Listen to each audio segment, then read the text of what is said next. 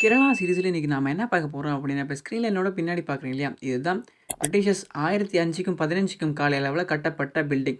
இந்த பில்டிங் அவங்க எதுக்கு யூஸ் பண்ணியிருக்காங்கன்னா, கோர்ட்டா பயன்படுத்தியிருக்காங்க. குற்றவாளிகள பிடித்து போட்டு சிறையா பயன்படுத்தியிருக்காங்க. இந்த இடத்தோட பேர் வந்து ஹஜூர் கச்சேரி. இந்த ஹஜூர் கச்சேரிக்கு பொருள் என்னன்னா, நியாயமான வீடு. இது வந்து போர்ச்சுகீஸ் லாங்குவேஜ்லயும் எடுத்தது. இந்த இடத்துல நெறைய கொடூரங்கள்லாம் நடந்திருக்கு. நெறைய போராட்டங்கள் எல்லாம் இந்த பில்டிங் சந்தித்திருக்கு. ஹிலாஃபத் வார், மலபார் கலாபம். குறிப்பா ஹிலாஃபத் வார்னா, அந்த காலத்தில மலபார்ல வெள்ளையர்களோட ஆதிக்கம் அதிகமா இருந்துச்சு. அதிலும் திருரங்காடியில நெறைய போராட்டங்கள் வெடிச்சது. சரி பேச்சுவார்த்தைக்கு வாங்கன்னு சொல்லி பிரிட்டிஷ் ஆஃபீசர்ஸ் கூப்பிட்டதுனால பொதுமக்களும் நம்பி போயிருக்காங்க. அப்போ பிஎஃப் தாமஸ் என்ற ஜில்லா கலெக்டர் வந்து ஷூட்டிங் ஆர்டர் குடுத்துட்டாரு.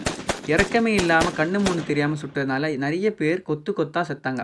நம்ம ஆளுங்களும் சும்மா இல்லப்பா, வெள்ளையர்களோட இருந்த பெரிய பெரிய ஆஃபீசர்ஸையும் போட்டு தள்ளியிருக்காங்க. அது மட்டும் இல்ல, இங்க 16, 17 செஞ்சுரீஸ்ல அந்த காலத்து மக்கள் செஞ்ச சிற்பங்களோட உதிரி பாகங்களும் இந்த மியூசியத்துக்குள்ள இப்போ கூட இருக்கதா நான் கேள்விப்பட்டேன்.